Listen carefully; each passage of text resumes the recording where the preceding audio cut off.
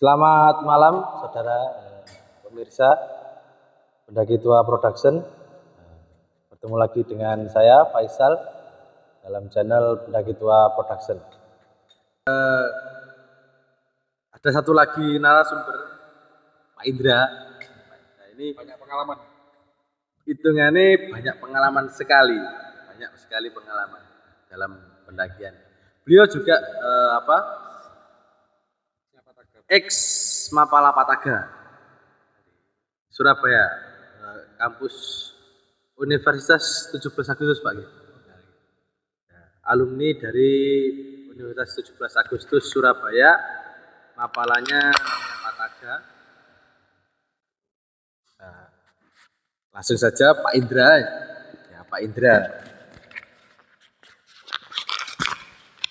Pak Indra kemarin nggak ikut Pak ya? Nggak ikut ke Lau Pak? Iya. Sebelumnya saya mohon maaf, suara agak hilang. Oh, itu kedengeran Pak? Ya, saya usahakan keluar suara. Kebetulan kemarin nggak ikut karena ada acara ke Jogja bersama keluarga dan teman-teman. Tapi sebelumnya ini Gunung Lawu ini kita tim Supala itu sudah pernah naik di bulan Juli tahun 2023 via Cemoro Kandak. Juli 2024? 2003. Oh, 23. Itu yang pertama kali tim Supala ekspedisi ke Lawu. Pertama kali mendaki ya di Lawu. Di bulan Juli.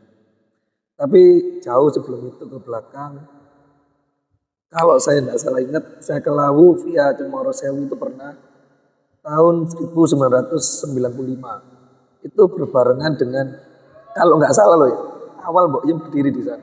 95? Ya kalau nggak salah. Tapi saya lupa bulannya. Duluan Mbok Yem dulu yang bikin warung. Kenapa saya tahu itu? Karena seingat saya, waktu saya sampai di Mbok Yem itu via Cemoro Sewu, ya beliaunya ini ceritanya masih sedikit dangkal, mungkin baru setengah tahun lah. Kalau saya tidak salah ingat seperti itu, tahun 1995. Jadi mungkin sudah lebih dari 19 tahunan ya Mbok Yem. Sekarang ya 19 tahun. 19 tahun ya sekarang. Kalau nggak salah. 25 ya 29 tahun Pak. 29 tahun. 29 tahun. Itu saya masih SMA kelas 2 tahun. Saya baru setahun. Nggak terasa sudah tua. Ya tapi ada hal yang aneh-aneh waktu tahun 95 sama yang tahun 2023 ini. Normal lah pendakian.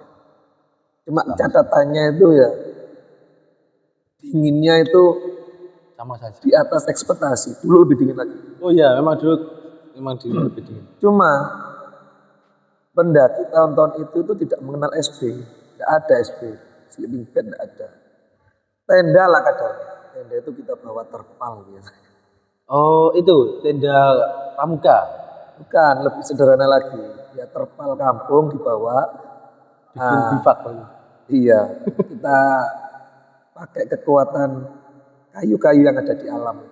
Pakai bivak, bikin bivak. Jadi seadanya. Kompor juga ada. Pakai kayu bakar. Kebetulan juga tidak mampu beli parafin. Saya mutu ya? Pendaki nekat. Pendaki nekat. Ya seperti itulah.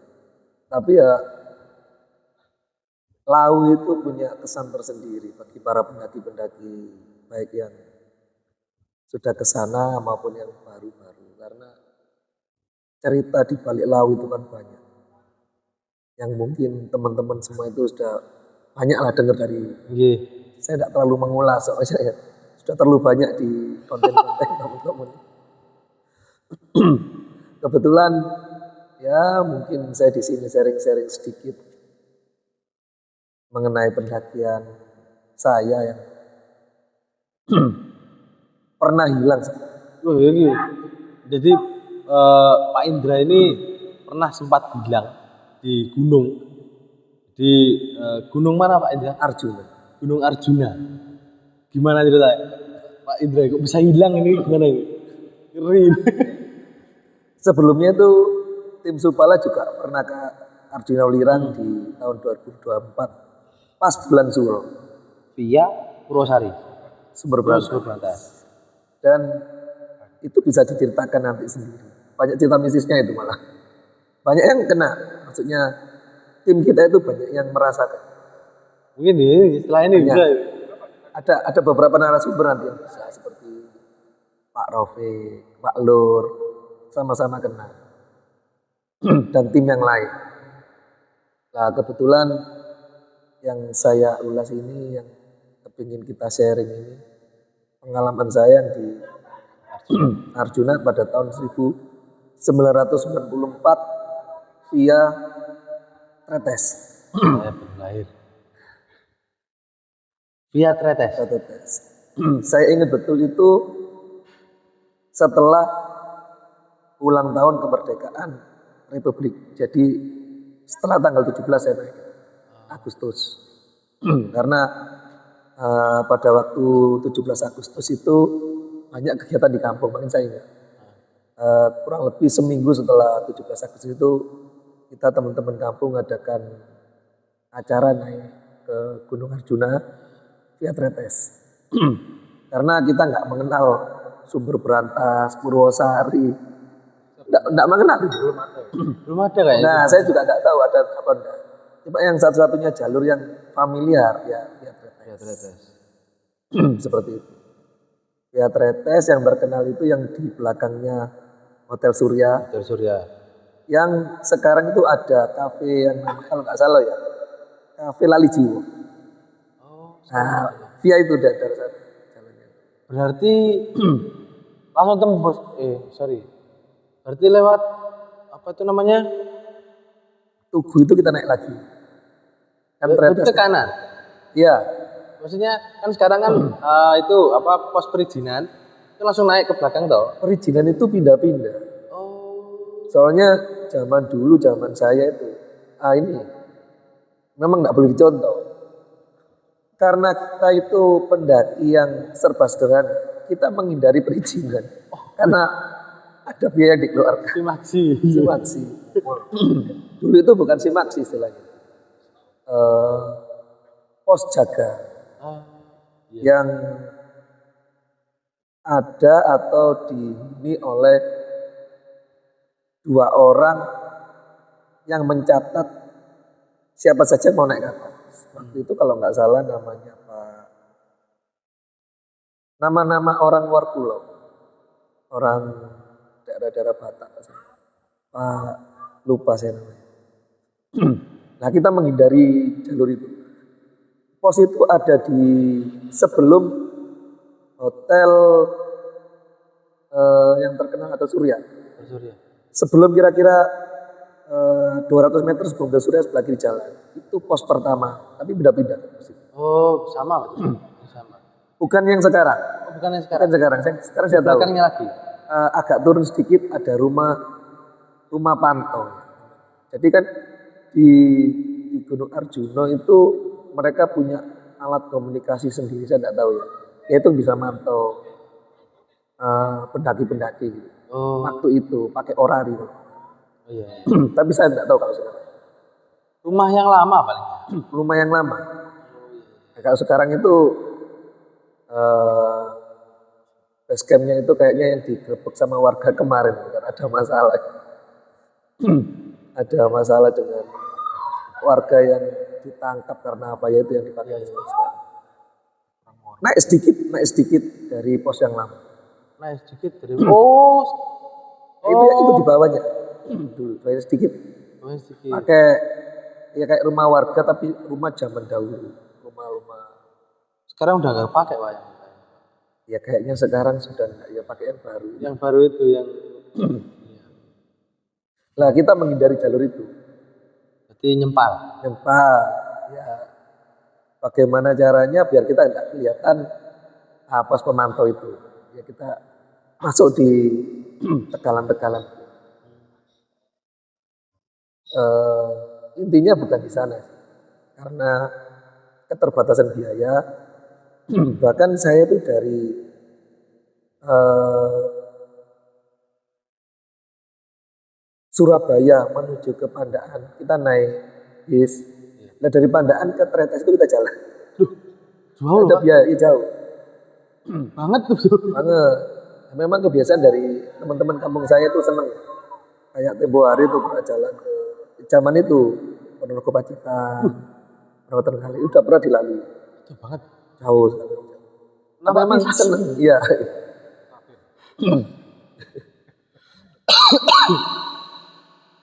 Ya, kita berlima Hmm. ganjil, tapi kita nggak tahu maksudnya pantangan, larangan, genep ganjil nggak tahu. Ya kadang-kadang kita memang orang banyak, orang 10, orang 8. Tapi kebetulan pas di Arjuna itu kita orang 5, berlima.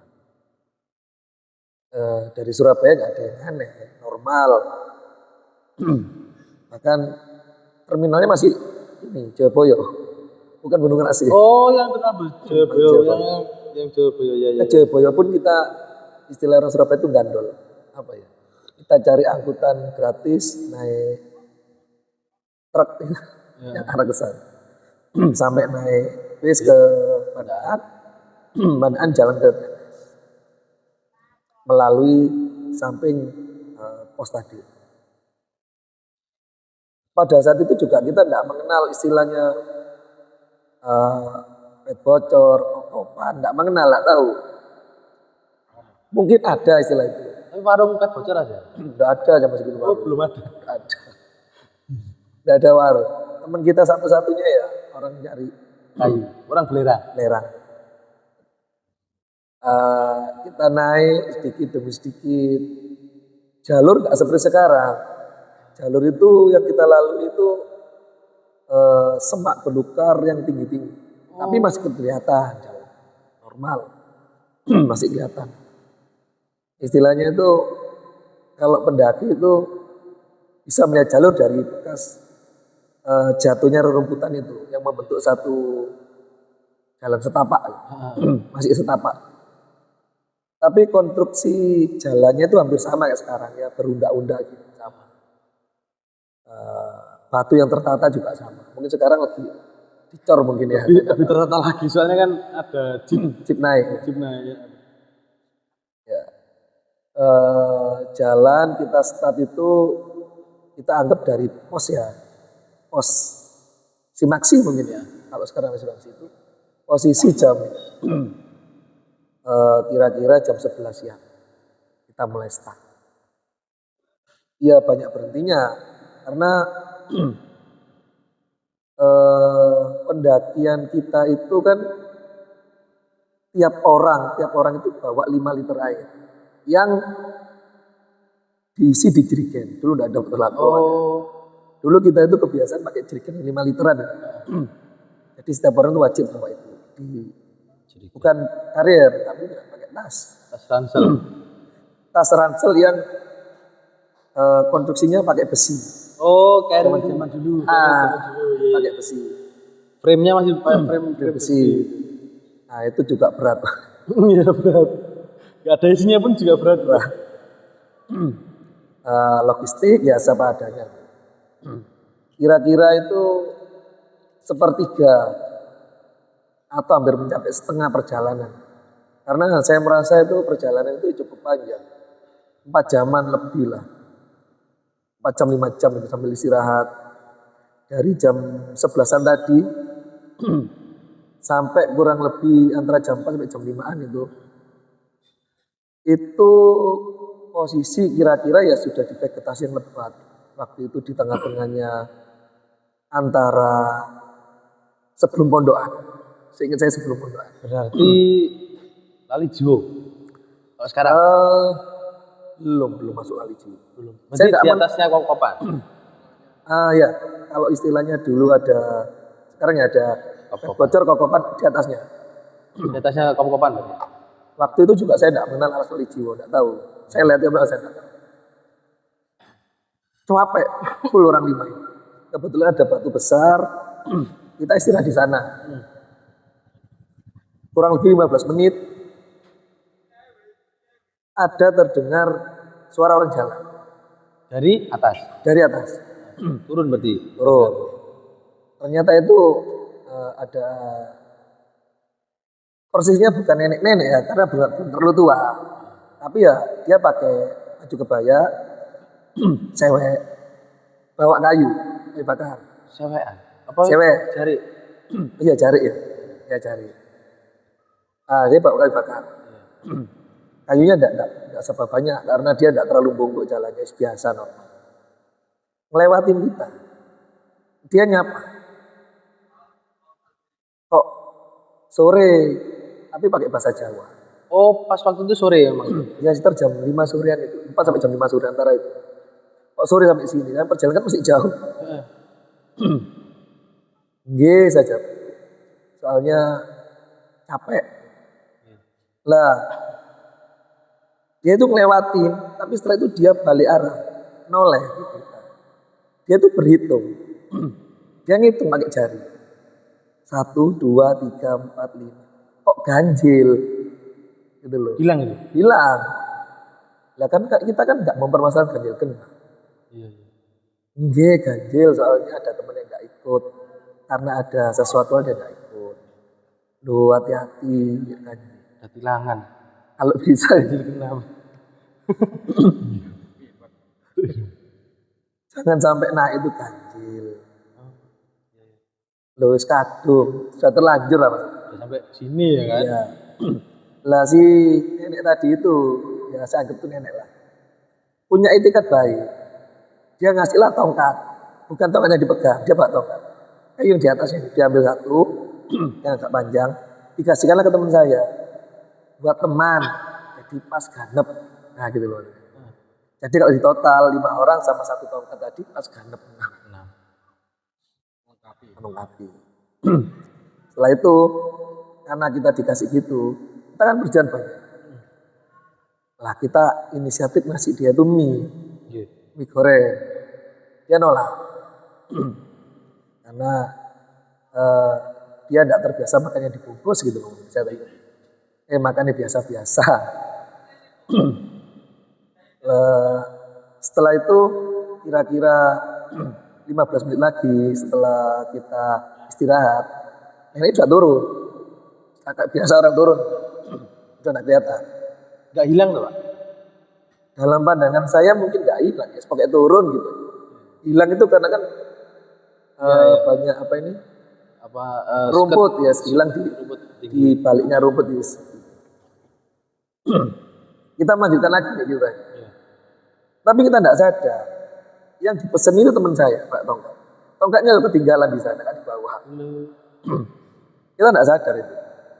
Jalan tongkatnya di bawah, ditaruh di batu tapi di bawahnya. Ini kan nggak kelihatan, kalau berdiri kelihatan, tapi ditidurkan. Gitu. Kita jalan lagi menuju ke atas. Kira-kira 5 menit lah, nggak lama. Nggak ada jalan sudah.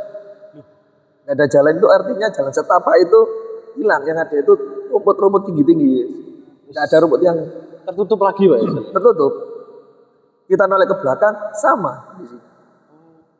Yang jalan yang kita lalui tadi itu berubah jadi rumput-rumput yang tinggi gitu.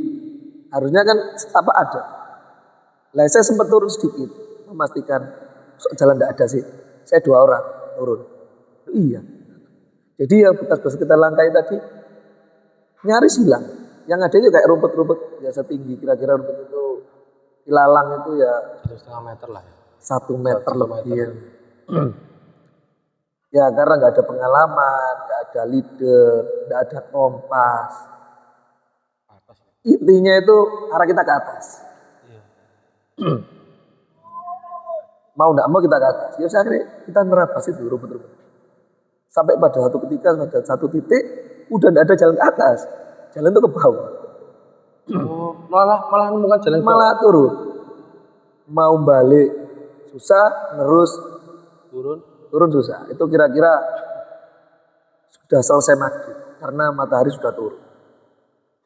Akhirnya kita putuskan bikin tenda di tengah-tengah jalan itu yang nggak ada jalan tadi. bikin tenda sampai besok pagi. Ternyata kondisinya sama. Itu belum hilang sebenarnya. Karena saya masih bisa melihat kira-kira arah puncak di sana, di depan saya. Cuma nggak ada jalan. Akhirnya diputuskanlah satu orang kebetulan yang usianya lebih tua, selisih 5 tahun. Oke lah, memimpin. Tapi celakanya kita nggak naik, malah turun. Malah turun dari situ lah hilangnya kita. Kita turun. Jalannya turun terus, nggak naik. Terus.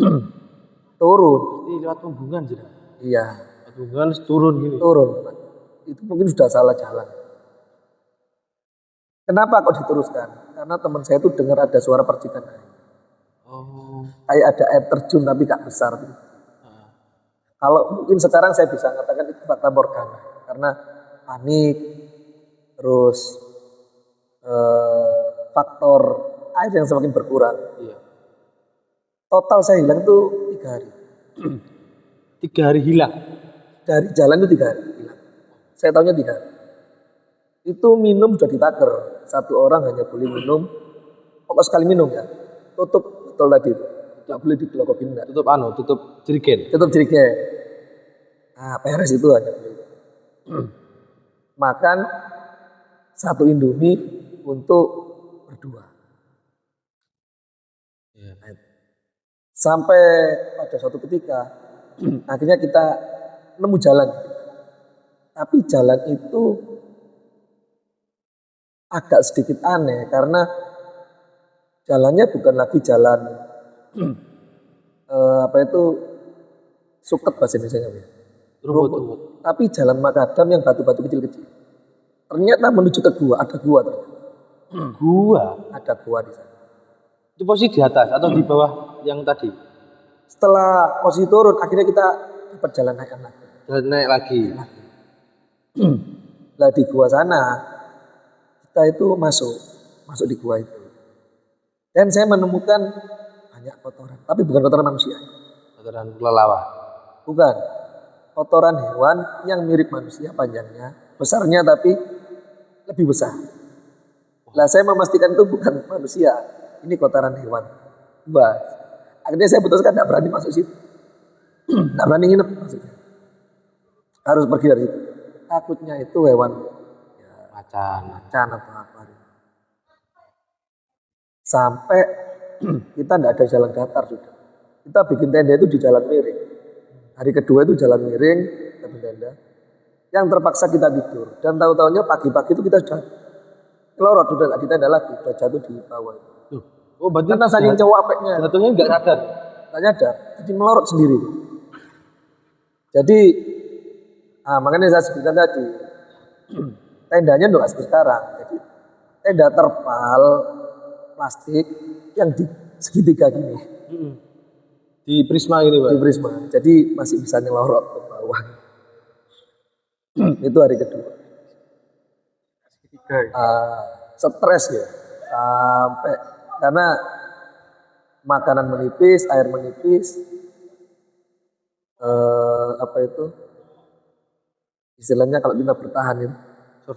Survivalnya kita itu hilang karena faktor takut.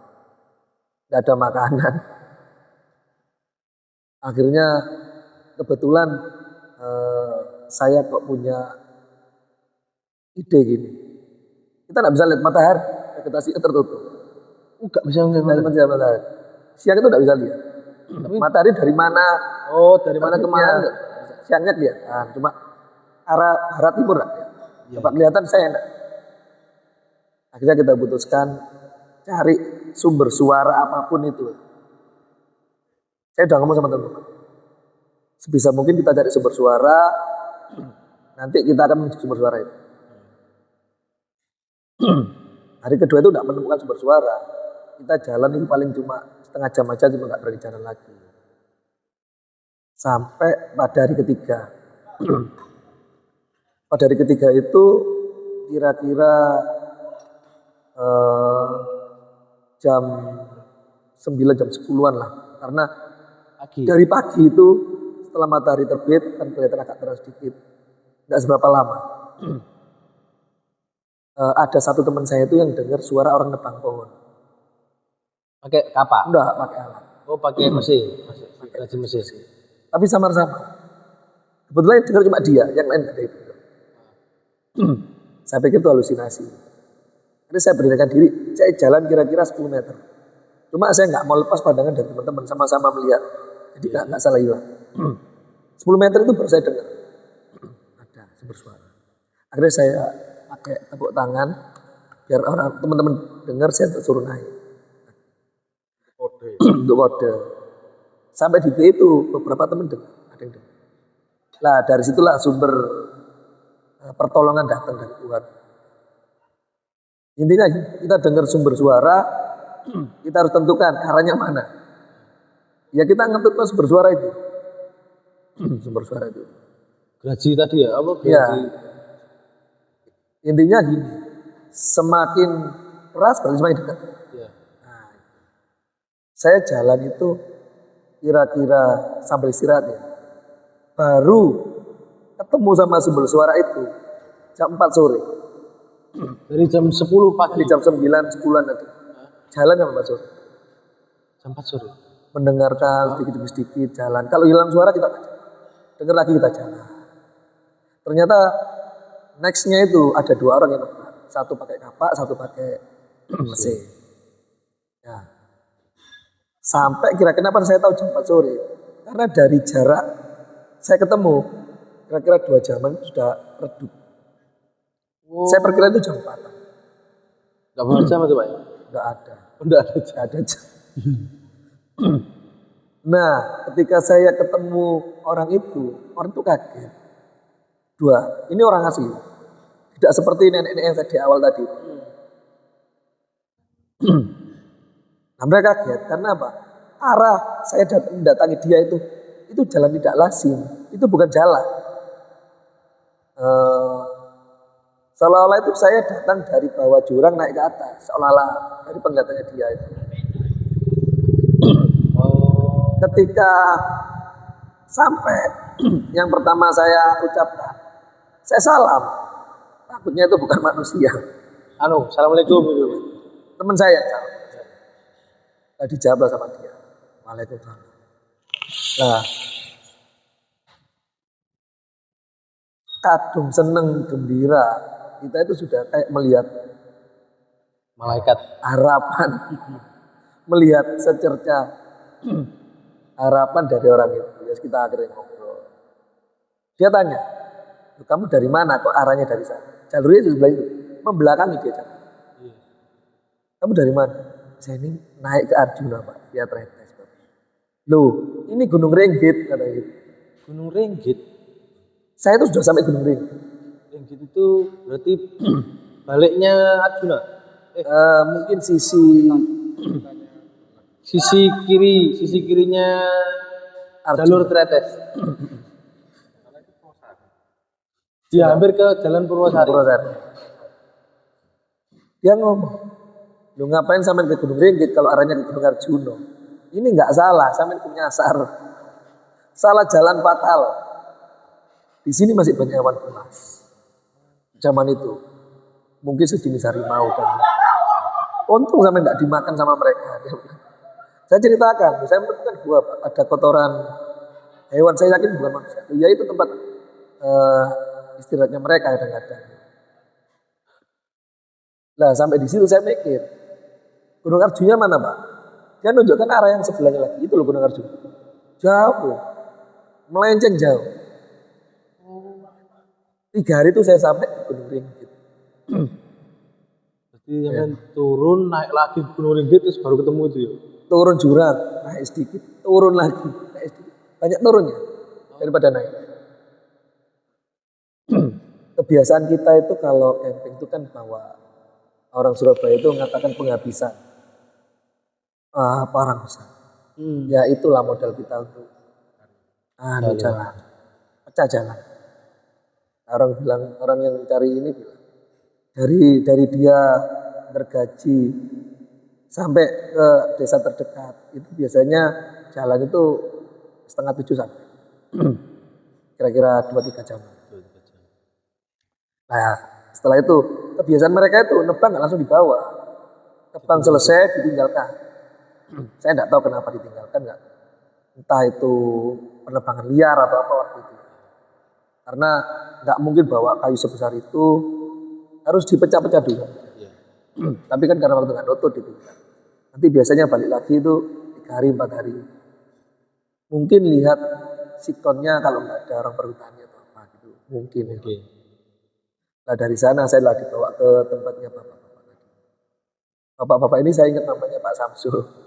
Masih inget. Masih ingat. Dibawa ke desa itu.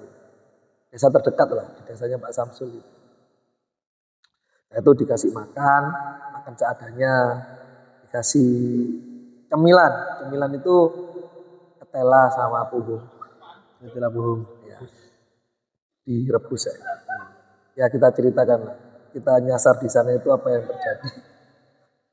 Nggak ada hal misteri, cuma nggak ada harapan untuk kita cari jalan lagi. Ketemu nenek-nenek. Lah yang dia bilang, nenek-nenek itu ada 2 kemungkinan. Satu memang manusia, yang kedua memang sebangsa roh halus yang memang pengen nolong. Nah, kalau saya lihat dia napak juga. Iya. Napak, jalan, napak. Tapi dia nggak pakai alas kaki. Napak agak pakai alas kaki. Itu. Tapi di ketinggian segitu ya Pak, maksudnya di atasnya kokopan tuh lumayan tinggi dan apa ya, kalau nggak pakai alas kaki kan ya, iya kan masih hutan juga. Memang kebiasaan orang sana mungkin. Tapi waktu penebang itu saya temui di sana, dia pakai sepatu. Maksudnya itu dia normal pakai sepatu. Tapi yang tadi itu nyeker, nggak pakai alas kaki. Ya, cerita ini mungkin zaman itu baru saya. Tapi saya pernah nggak sengaja searching di mana ini Google di YouTube. Ada kejadian juga sama kayak kejadian persis sama. Yang nemuin juga sama. Dalam pandangan saya sama karena dia cuma nerangkan ya ditemui sama nenek-nenek cari kayu pakai kebaya, pakai itu mirip lah. Setelah kejadian saya mungkin beberapa tahun lagi itu ada yang sama kayak saya. Tapi juga survive. Dan ketuanya di Gunung Ringgit juga. Oh. Saya pernah itu. Kalau nggak cerita itu Gunung Ringgit. Gunung apa? Gunung banyak misteri. Gunung Ringgit. Ya, yang banyak menyasarkan pendaki itu biasanya larinya ke Ringgit. Gunung Ringgit. Iya. Ya cerita-cerita pendaki-pendaki itu ya. Itu Gunung Ringgit itu apa ya? Banyak. Angker ya. Angker Pak. Gunung Ringgitnya. Iya. Gunung Ringgit. Jadi kalau di puncak laut itu kelihatan gunungnya, puncaknya itu. Ya. Kalau di apa? Di Arjuna itu kelihatan. Di sisi kanan. Kiri. Kiri ya. Lah, saya tahunya itu Ringgit. Next, tahunya itu waktu kita naik Arjuna yang kemarin. Jadi kan saya nggak berhasil tuh puncak Arjuna. Sampai 2024. Akhirnya saya puncak Arjuna lagi. Baru berhasil via Sumber Brantas. Saya naik Arjuna via Sumber Brantas. Dari situlah baru saya bisa melihat. Oh, saya dulu hilang di sana. Gunung Ringgit itu baru saya tahu. Ternyata dari Gunung Arjuna ke Gunung Ringgit itu sudah beda jalan. Sudah jauh beda jalan sama sekali. Beda rute. Menang berapa derajat itu kalau di peta itu? Malah turun. Malah turun. Beda peta malah itu. Beda peta. Nah, kelima-limanya ini kan orang-orang yang sudah terbiasa lintas alam, naik gunung, lebih senior daripada saya. Iya.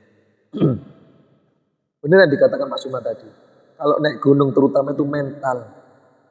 Kita memang takut drop, cuma mental masih kuat karena pengen hidup. Iya benar Pak. Ngatur perbekalan gimana caranya kita bisa cukup survive dengan minum seadanya. Iya benar Pak. Karena gini, dengan 5 orang 5 liter itu kan banyak sebenarnya. Tapi jangan salah, Karena kontur tanahnya itu menurun, air itu banyak terbuang. Terbuang itu jatuh, hilang di mana itu diserap sama tanah. Iya. Seperti itu. Jadi sampai sebelum saya menemukan tukang potong itu hanya tinggal separuh jerigen Dari 5 orang kan? dari marah tadi. Kalau itu sudah habis, itu saya tidak tahu. Makanan sudah habis. Yang tersisa itu cuma kebiasaan kita itu. Kalau kita naik gunung, kita tuh banyak kompiang. Kompiang Kompiang itu. itu masih roti yang keras, Kabin, kayak semacam kabin. bukan kabin. Pernah tahu dorayaki? Iya, iya. Ya, seperti itu tapi keras. Dia bisa dimakan enak kalau kita celupin ke kopi atau ke teh. Kita bertahan hanya makan kompiang, makanan sebenarnya kompiang itu makanan khas Cina, tapi yang sudah diadopsi di Indonesia, banyak dijual di gandengannya sama roti goreng, Oh. cakwe, kompiang namanya, keras kayak batu mana. Sekarang bukan. Kan kompiang. Apa ya? Ya, Cara bukan. jadi beras kita nggak bisa masak, kita bawa beras, tapi kita nggak bisa masak, nggak bisa nyalakan. Saat satu jalan kita makan mie goreng tanpa dimasak. Oh, dicemil gitu, Pak ya. Cemil sampai habis. Hanya mie goreng aja. Karena kebiasaan kita naik gunung itu ya sangunya itu ya beras sama mie goreng, nggak ada yang lain.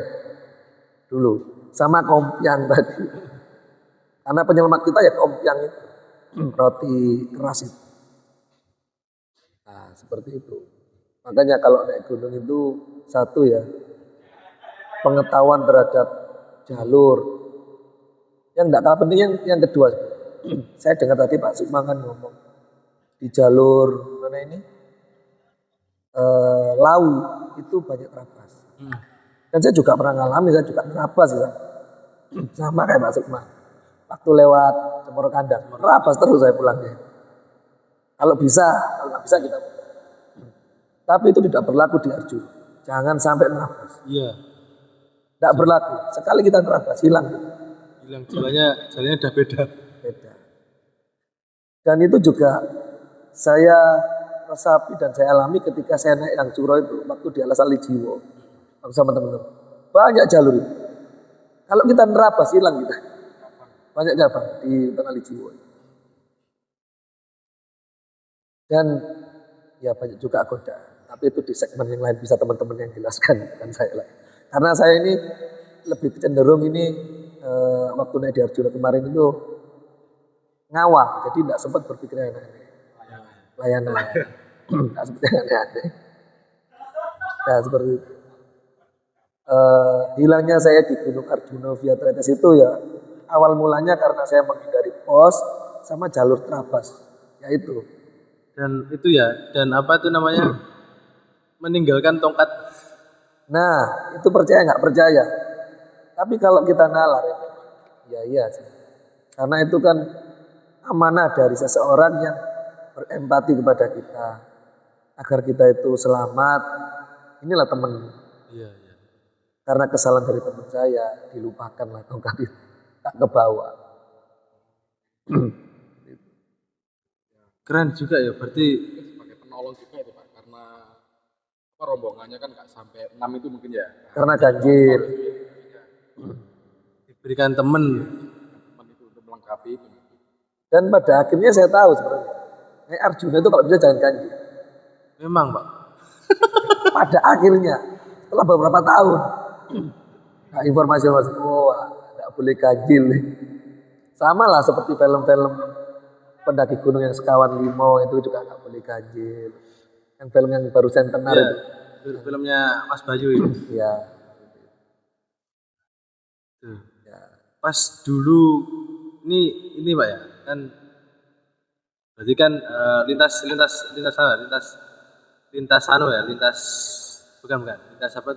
usia, lintas generasi. Dulu pada saat generasi 90-an sama generasi saya yang 2000-an. Ada saat pendakian. Itu saya pertama kali ini apa itu namanya daki di Arjuna itu ada makam, Pak. Di Via Tretes ya. Via Tretes. Via Tretes. Di bawahnya Kopkopan. Bawahnya Kopkopan itu ada makam. Itu makamnya tuh kalau nggak salah dari dari yang saya dengar cerita-cerita itu sudah dari tahun 80-an. Itu dari sampean pas sampean daki itu ada nggak Mas? Udah ada nggak Bro? Tidak ada. Makamnya? Oh, Jadi saya bukan tidak ada. Saya tidak melihat tidak melihat. ada makam. Karena jalur yang saya lalui itu Kan jalur teman. eh, mungkin itu juga jalur. Cuma nggak tahu itu jalur apa. Karena saya nggak ketemu orang. Oh, nggak Dari awal saya berangkat itu saya nggak ketemu orang. penambang pun. Nggak ketemu penambang. Nggak ketemu. Orang bilang itu pet bocor karena memang ada air yang melimpah keluar dari sana. Saya juga nggak nemu itu. Oh, berarti Saya nggak melihat. mungkin Pak Indra itu kemarin dulu itu mungkin ya Pak. Kalau saya pernah, jadi kan saya pernah dulu ekspedisi itu buka jalur Pak, maksudnya buka peta. Itu saya lewatnya alap-alap, air terjun alap-alap. Jadi nggak air terjunnya tapi Nah. tentang alap-alap terus sampai nanti tembusnya itu bawahnya atasnya kopan memang. Saya baru ingat. Mungkin itu alap-alap, air terjun alap. Cuma saya nggak lewat situ. Tapi saya tahu itu air terjun alap-alap. Saya tahu. Cuma saya nggak melewati sampingnya. Enggak. Cuma saya tahu. Kelihatan. Kelihatan air terjun alap. Cuma saya nggak lalui jalurnya itu. Enggak. Karena kalau lewat alap-alap berarti itu jauh sebelum pos ini. Alap-alap itu kan kita naiknya kan dari Kakek bodoh. kakek bodoh itu kan. Iya. Baru ke kanan itu naik. Saya melewati itu. Di atasnya alap-alap. Di atasnya. Kira-kira jalan Berarti lewat ini kebun kopi. kebun. Oh iya. Yang saya lalui lewat kebun. Pertama kali naik. Benar kebun kopi. Sama peternakan lebah. Ya, ada peternak lebah juga. Saya lewat situ. Sampai Saya sekarang ingat ada peternakan lebah karena ada apa ini rumah lebah yang terbuat dari pohon kelapa. ya, Tapi sekarang saya tidak tahu dari apa. Dulu dari pohon kelapa yang dilubangi atau ada apa. rumah. Jadi ada rumahnya gitu. Ya, ya saya ingat lewat kebun. Berarti sampai Itu atasnya air terjun alap-alap atasnya. sampai itu nggak lewat jalur itu mentang gini Ya. truk gini. Menghindari pos bayar tadi. Sebetulnya itu juga ketika saya tanya teman-teman itu juga jalur juga bisa dilalui, bisa. Cuma saya salah ambil jalur gitu aja. Pendaki ilegal ya. Pendaki ilegal, nggak perlu dicontoh sebenarnya. Kalau sekarang ya pas saat itu sih itu udah ketutup Pak, memang jalannya udah ketutup. Jadi saya buka peta kan, peta topografi itu kan. Jadi ngambil yang apa?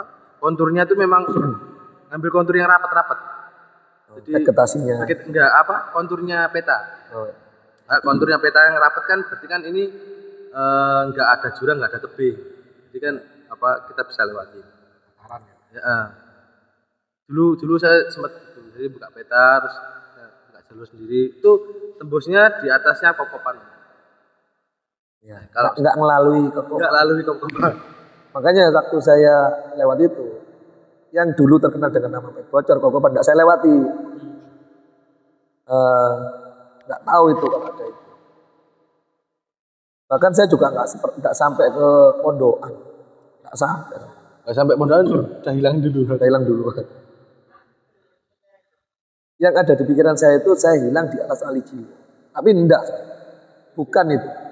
Tapi teman-teman menyangka itu Ali Jiwo, karena Ali Jiwo itu terkenal. Iya. Kalau dari tren saya nggak tahu, pernah nggak sampai. Kenapa saya bilang gitu? Karena gini, ada satu cerita yang sedikit menyimpang.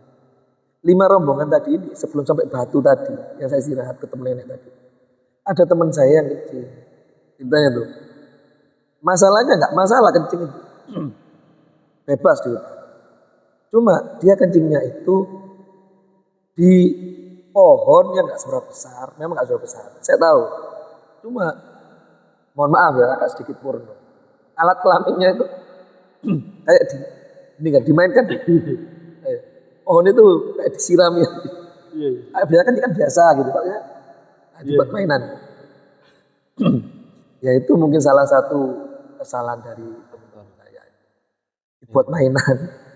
Tapi dari ceritanya jenengan tadi yang hilang tadi eh, sudah benar Pak, maksudnya langkahnya kelompoknya sama itu sudah benar, maksudnya sudah tahu hilang, jadi sampai benar-benar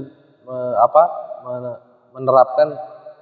Kalau sekarang ya, kalau sekarang itu ada istilah stop A. Stop itu kan stop S-nya itu stop, berhenti, T-nya itu thinking, O-nya observasi, terus P-nya planning, A-nya itu baru action. Jadi udah bisa menerapkan itu. Keren waktu itu. Tapi kalau kebalik, ya action dulu. Tapi kok ini Pak ya, kalau sekarang Pak, kalau apa itu namanya? Kalau ilmu yang survival yang sekarang yang zaman sekarang yang saya pelajari. Kalau kita sudah tahu hilang, itu memang kita harus mencari tempat yang tinggi untuk mencari jalur. Tapi sampai enggak diteruskan jalurnya. Karena nggak ada tempat yang tinggi, jalurnya turun. Pohon tinggi itu enggak ada. Bukan pohon banyak. Untuk naik lagi itu kita harus turun dulu, baru nanti naik. Oh, karena dulu sampai kayak masuk jurang itu ya? Ya, pilihannya kita balik. Kita balik gak ada jalur sudah. Kita balik itu berat. Satu karya, yang kedua barang bawaan, naik lagi. Dan kenapa kita teruskan? Kita dengar suara air. Oh, salah satu Sumber kehidupan itu air. Ternyata nggak nemu, nggak ada. Ya itu. Tapi untungnya kan kalau hewan buas itu kan biasanya nokturnal Pak ya. Apa hewan malam. Ini untungnya nggak ketemu Pak ya Pak di malam hari itu Pak ya. Ketemu hewan buas. Yang ketemu cuma bagas atau Oh, babi ketemu. Bagas itu ketemu waktu kita di hari kedua. Makanya akhirnya saya memberanikan diri untuk nyari jalan lain karena itu mungkin jalurnya dia jalurnya bagus. dan jalurnya hewan buas yang lain. Dalam pikiran saya kalau ini ada ketemu itu berarti jalurnya. Saya harus menghindar. Tapi ketemunya tuh nggak ada pada begini enggak. Saya tahu kan di sana itu ada. Bagus jalan gitu. 2 kali saya ketemu. Waktu-waktu di Arjuna versi yang kemarin di Lengkehan. Di belakangnya camp kita yuk banyak bagas itu. Iya, kalau di Lengken kemarin ya, Banyak. memang ada banyak hewan buas yang masih berkeliaran. Adik tingkat saya kan juga harusan naik lewat sumber berantas juga. Dan banyak juga cerita mistisnya juga. Sumber berantas iya pasti. Sumber berantas itu jangankan suro. Hari biasa Hari pun biasa mistis. Suro apalagi. Terlalu banyak. Kita semua digoda. Terlalu percaya diri ya tim kita. Bulan malam. Enggak, maksudnya bulan suro naik gunung. Maksudnya kan bulan suro tirakat di rumah. Dan masalahnya pulangnya malam. Malam. Hampir sama kayak Mas Don. Yang jalannya itu yang kita tempuh loh ya. Kan kita remi duduk. 2 kali ke Arjuna. Yang kedua kalinya itu kita pulangnya itu siang, cepat. Dan saya paham di situ. Kenapa kita kok cepat? Karena memang nggak ada halangan. Tapi yang pas Suro itu, kebetulan saya tinggal berdua aja sama Pak Lur itu. Saya udah ditinggal. Saya nemani Pak Lur. Itu jalan tuh kayak diputer. Itu pos 1. Pos 1 ke 2 ke 1. Nggak sampai-sampai. Yang aneh itu malah di depan saya ini Pak Sukma. Dari depan saya lihat nih, tiba-tiba dia menghilang. Versinya dia ngejar istrinya depan sama teman-teman. itu pasti turun. Tapi versi saya sama Pak Lur hilang, nggak kelihatan. Saya percepat langkah, nggak ketemu. Akhirnya saya perlambat karena saya nggak ada lampu. Kesalahannya Pak Lur itu dia pegang lampu, tapi nyenter atas, nggak nyenter bawah. Ya itulah keistimewaan Pak Lur itu. Dia nyer atas, nggak mau nyeter bawah. Nggak tahu kenapa saya. Alhasil dia sering gelundung. Dia sering jatuh. Gara-gara nyenter atas terus.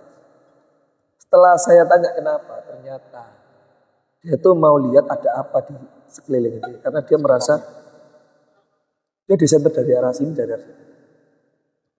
Dia itu merasa ada orang nyenter. Padahal sana jurang, sini tebing kan. Iya. Kok bisa nyenter dia tuh? Iya waktu yang kemarin kejadian yang Suro. Ya memang Suro itu banyak. Saya merasa di Puter itu sama kayak ketika saya hilang. Orang dulu bilang itu saya kena ayat nimang. Memang ya. Istilahnya dulu. Eh, kebetulan waktu saya hilang itu yang memperhatikan teman saya. Ada satu teman saya itu yang pintar. Bukan pintar bisa melihat orang halus, enggak. Pintar itu dia meninggalkan bekas puntung rokok. Iya. Puntung rokok di satu tempat. Tapi saya rasa itu dia tidak meninggalkan dengan sengaja. Memang nggak bisa rokok, ditancapkan. Kebiasaan arek Surabaya itu nggak dibuang dulu. Rokok itu nancep, Iya, iya. kan nancep. Nah, ketika saya hilang, dia baru cerita waktu kita malam itu, sebelum kita itu. Dia merasa 2 kali melihat puntung rokok itu di tempat yang sama. Dia merasa, Puter. oh berarti aku diputar no di dasar. Saya nggak percaya itu. Ya, nggak percaya itu.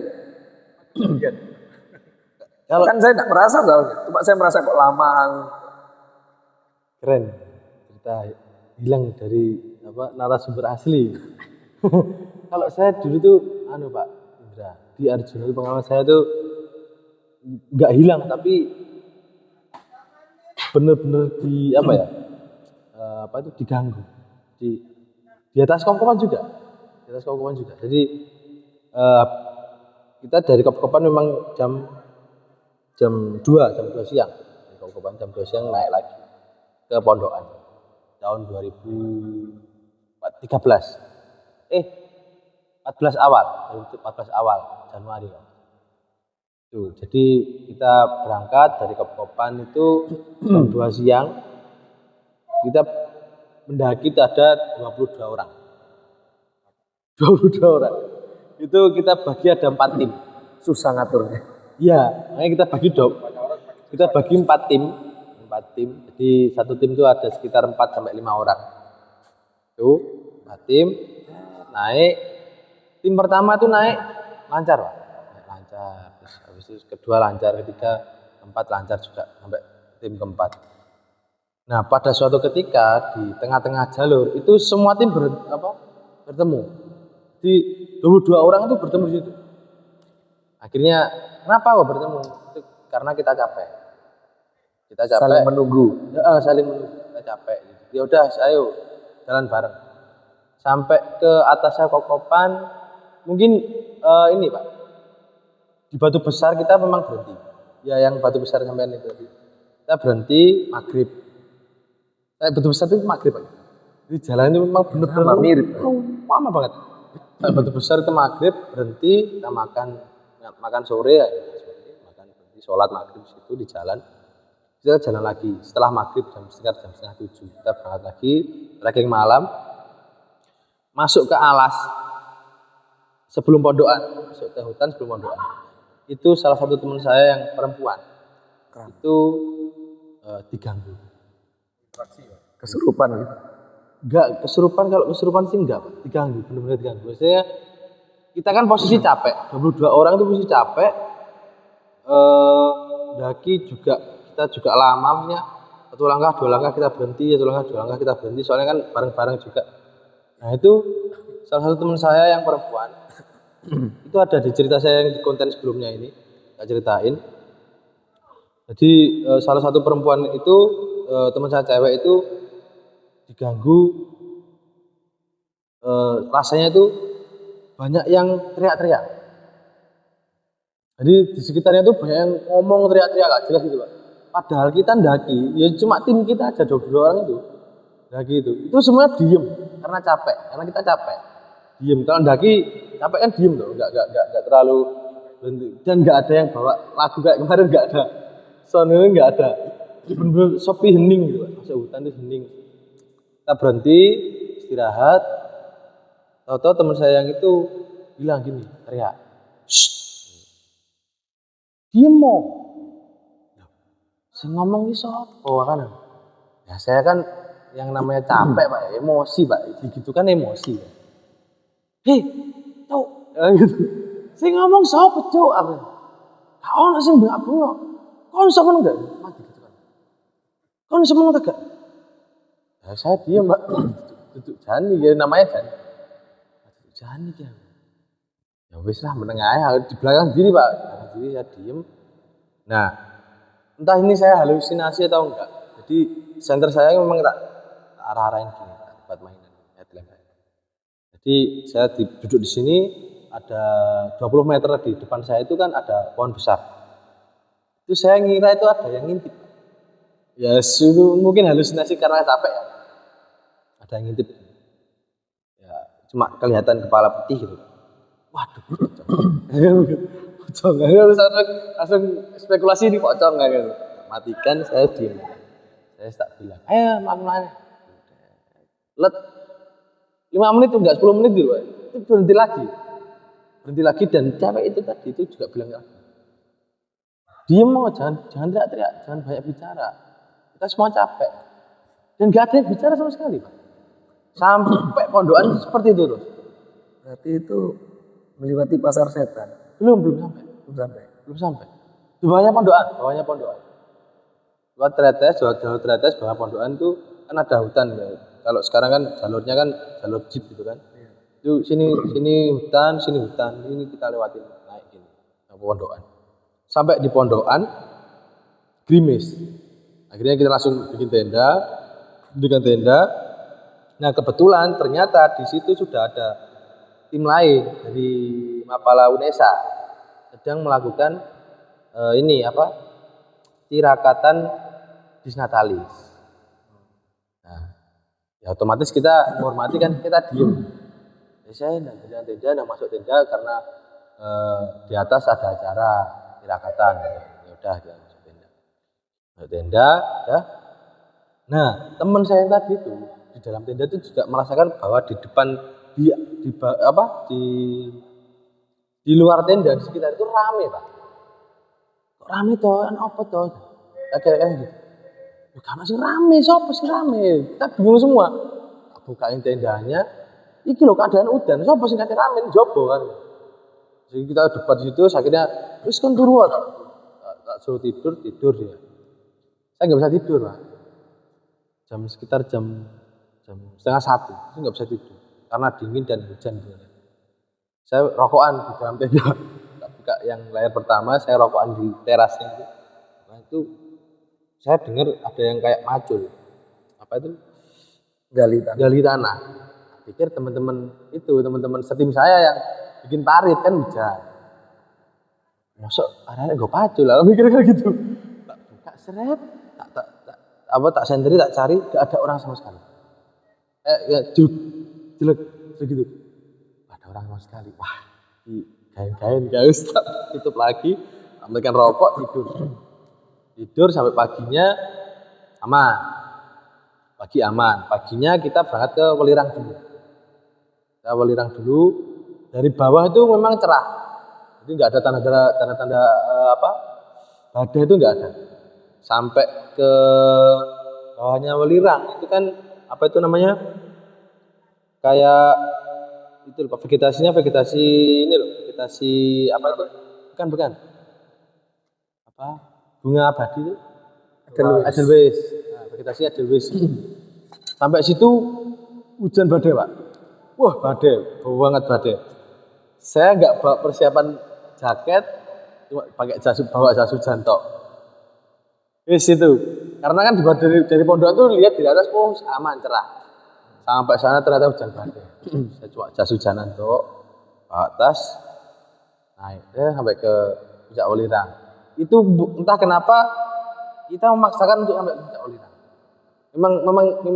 Memang untuk misinya kita memang gitu. Jadi kita Welirang Arjuno harus sampai ke tanggal segini. Memang programnya kan gitu. Ya wis kita paksakan. Saya sampai Puncak Welirang, kita berhasil Puncak Welirang.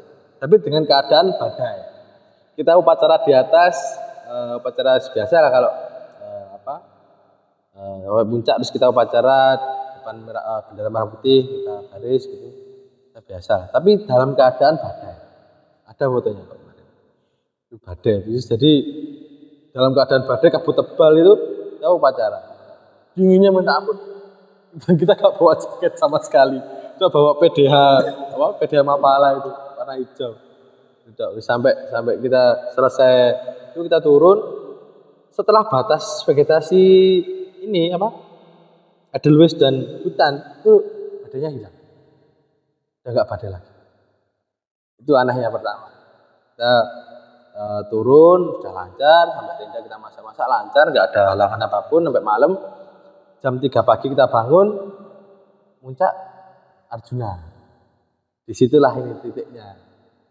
Kita berangkat ya dari Pondokan, turun naik lagi ke Lembah Kidang. Dari Lembah Kidang itu subuh Pak, jam setengah 5. Kita foto-foto dulu. Di situ ada tenda, ada 2 tenda yang ngecamp di Lembah Kidang, di dekatnya mata air. Kita foto-foto di situ sambil istirahat sampai matahari terbit. Matahari terbit kita berangkat lagi.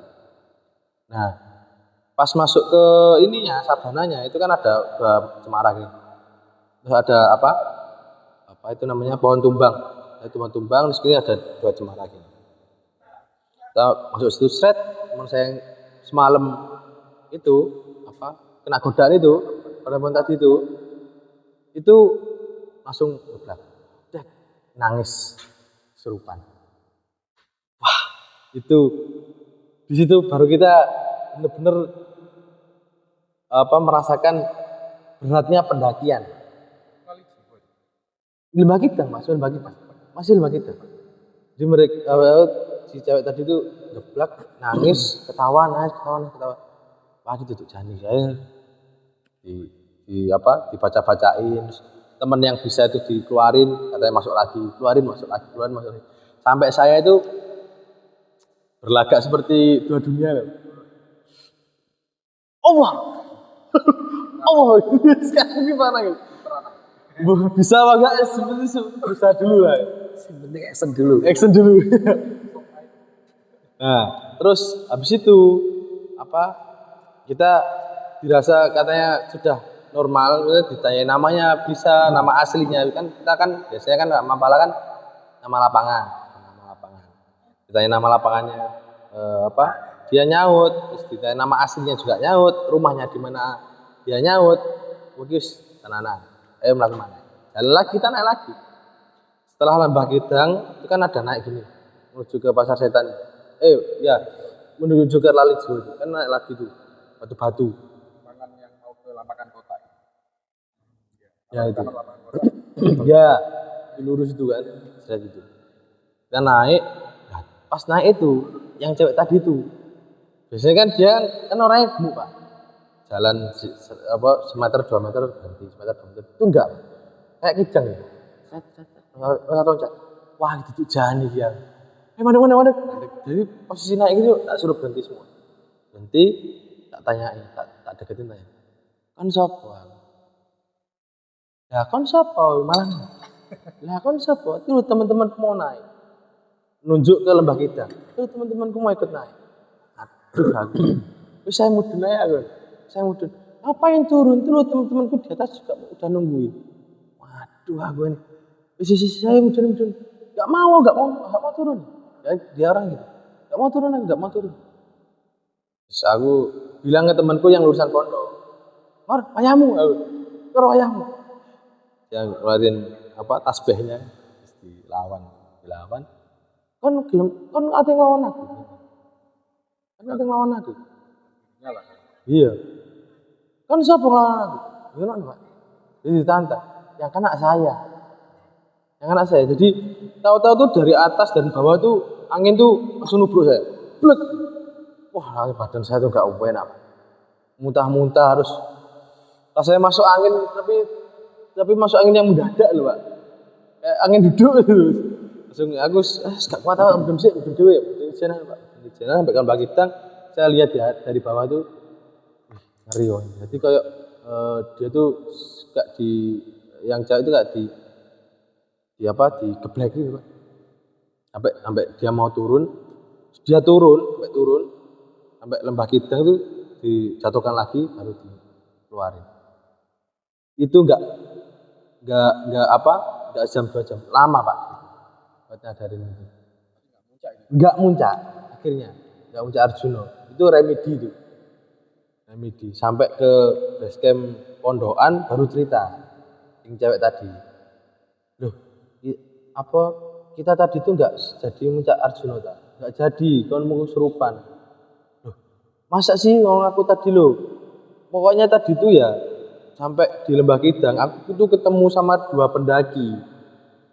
Dua pendaki yang ngajak aku naik, tak iyain. Habis itu aku nggak sadar, kayak gitu. Padahal itu yang mau naik ke Arjuna itu cuma rombongan kita, Pak. 22 orang itu, nggak ada yang lain. Tapi dia ketemu sama dua pendaki yang lain. Itu tadi. Keanehannya. Wes terus. Bisnis. Nah, itu wes, berarti diputuskan Ada lawa. diputuskan besoknya kita turun. Kan sampai situ kan udah sore, udah jam 3-an. Ya, camp lagi semalam, besoknya pagi kita turun ke base camp. Besoknya pagi kita turun base camp, sampai base camp siang, langsung menuju ke Surabaya, sampai kampus. Kan bongkar packingnya di kampus di sekretariat Mapala. Dan ditelepon sama senior. Ono wong ilang, neng ndi? Ning gone Arjuna, ya Purwosari. Kan gak budal lah. Itu kan, Pak. Ya berangkat lagi kita, Pak. Berangkat lagi, packing lagi. Ternyata hilangnya itu di antara kembar 1 dan kembar 2. Lengkehan. Bukan? Kembar 1 kembar 2 lengkehan. Lengkehan. Iya. Maksudnya itu. Ya, apa tuh namanya? Kalau orang-orang orang Surabaya itu bilangnya selangkangan. Selangkangan antara kembar 1 kembar 2. Tapi Purwosari nggak mungkin lengkehan. Ya, maksudnya dari punya Arjuna, dia campnya di situ, di selangkangan itu campnya. Iya.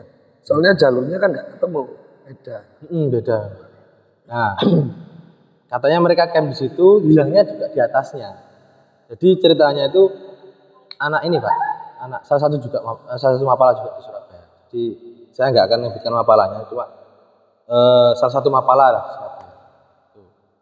Jadi ceritanya timnya itu dari Purwosari, dari Malang. Itu mereka lintas, dia campnya di selangkangan itu.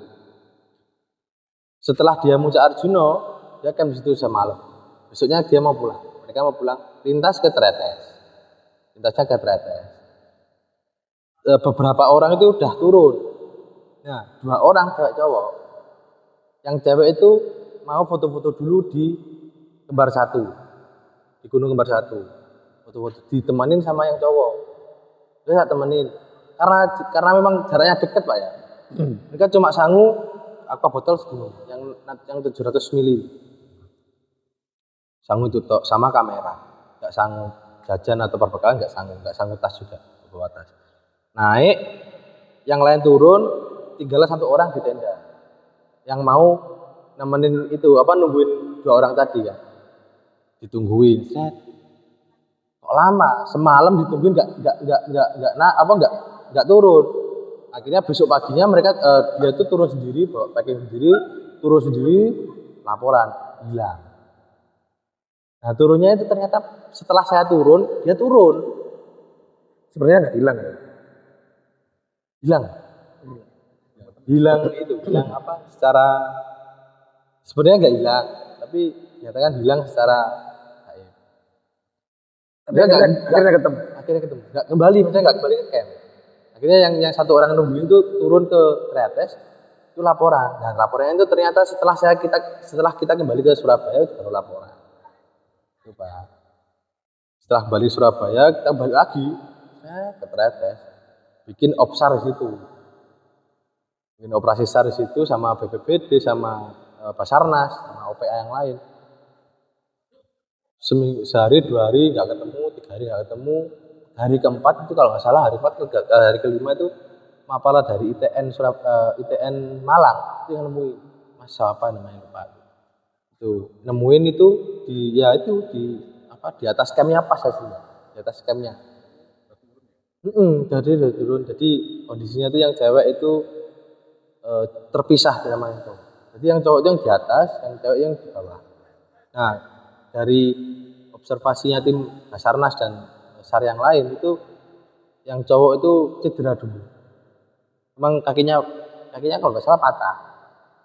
Ya patah, terus itunya karena mungkin nggak adanya mungkin kedinginan ya Pak. Karena kan nggak bisa jalan itu. Meninggal. Meninggal. MD dua-duanya. Dua-duanya. Yang perempuan itu anak baru Pak. Itu naik situ. Nah kemungkinan yang perempuan itu kan ini bawahnya, di bawahnya yang cowok. Nah kemungkinan yang perempuan tadi itu memang turun lari cari pertolongan. Pada saat lari dia kepleset, kepalanya terbentur. Enggak jurang Pak, enggak jurang, ya jalan biasa.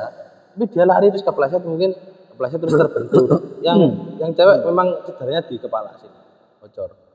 Tuh meninggal semua dua-duanya. Nah pada saat hari kedua, hari satu, hari pertama, hari kedua, tiga, keempat itu saya juga ikut itu Pak. Ikut SAR, ikut operasi SAR itu lewat situ Pak, lewat di situ di tempat dia hilang. Nggak ketemu apa-apa dan nggak bawa apa-apa. Hari pertama kan ketemu apa-apa. Hari yang ketemunya itu yang nemukan anak ITN Malang lewat pos Purwosari memang. Jadi kita dari Tretes dan Purwosari itu gabungan, jadi mencari ini ketemu di atas. Itu yang nemukan dari anak ITN Malang kalau nggak salah itu ya. Ditemukan yang cowok dulu. Wah ini ketemu. Di puncak atau di bawah? Di selangkangan Pak, di antara bar 1 bar 2. Ada batu besar. Kita enggak lewat situ. Di bawahnya batu besar. Kita enggak lewat situ. Itu. Nomor 1 itu. Iya memang. Nomor 1 jalan. Yang turun ke kalau sekarang itu Lengkean itu. Lengkean. Iya. Soalnya itu Lengkean itu memang lembah yang antara kembar 2 sama kembar 1 ketemu. Iya itu. Di situ. Mungkin ya. Kalau lihat kita dari tim basecamp Pak ya. Jadi di kembar 1 itu ada larang, ada pantangan. Jadi yang paling harus ditaati di kembar 1-nya itu. Jadi kayak perempuan itu tidak boleh halangan ya. Menstruasi. Tidak boleh halangan, itu tidak boleh naik ke kembar 1. Kalau saya lihat briefingnya di basecamp itu. Kalau pas itu nggak tahu sih di halangan apa enggak ya. Cuma enggak itu.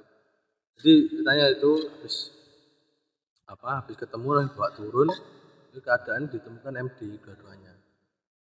Dengan MD terus ketemu dibawa ke basecamp Malang loh. Ke basecamp Malang. Balik lagi ke Posari. Iya. Gaul. Iya. Oh, iya ke Purwosari. Balikan ke Purwosari. Terus habis itu langsung bawa ke Surabaya ke rumah duka. Iya memang kalau kita mengalami kayak gitu tuh yang pertama tuh jangan panik gitu. Jangan panik. Kalau kita hilang atau kita kehilangan jalan tuh pertama jangan panik. Ke mental. Ya, itu aja. Mungkin Pak Indra ada pesan-pesan untuk teman-teman yang mau daki gunung ya, teman-teman yang daki gunung supaya tidak kehilangan arah atau kesasar. Ya, ya mungkin sudah dijelaskan tadi di awal. Satu tambahan lagi mungkin dari saya, gunung itu bukan ajang untuk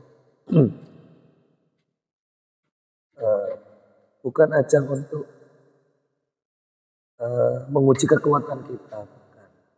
Puncak itu adalah bonus.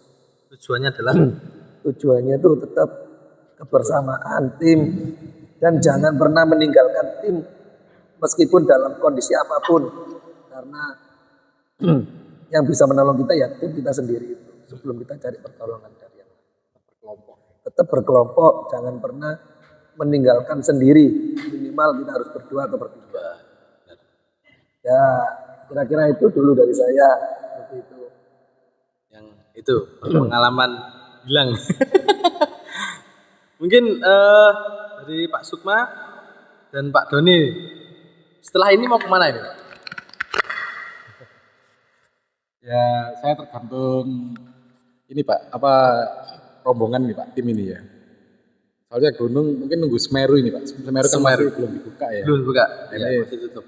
saya juga belum pernah ke Semeru ya, masih kepingin lah ke Semeru, target utama itu. Mameru. Mahameru ya, tuh Mahameru. Ngeri, ngeri. Iya. Udah pernah. Nah, mungkin ya kalau belum dibuka ya mungkin nanti kita coba ke Gunung Warpulo ya. Rinjani. Iya, Rinjani. Katanya kan Rinjani kan surganya para pendaki. Surganya ya. para Nah, itu harus dicoba itu, Pak. Iya, iya, iya. Mungkin nextnya ya kita Siap-siap. bahas yang tadi ya juga bersama anggota Supala yang lain. Jadi teman-teman untuk pembahasan pendakian pada malam hari ini mulai dari pengalaman kita pendakian kemarin di Lawu dan pengalaman menarik dan sangat survivor sekali dari Pak Indra yang tadi sempat bilang di Gunung Arjuno, itu sangat epic sekali ya, menurut saya. Jadi banyak sekali nilai-nilai yang bisa kita ambil dan jangan ambil yang sekiranya tidak bermanfaat bagi teman-teman semua.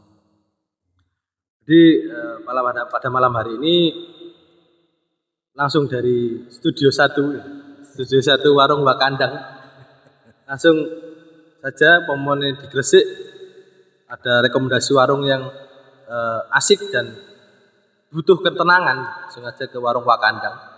Warung Kandang dekat Stadion Petro, belakangnya Stadion Petro Kimia Gresik.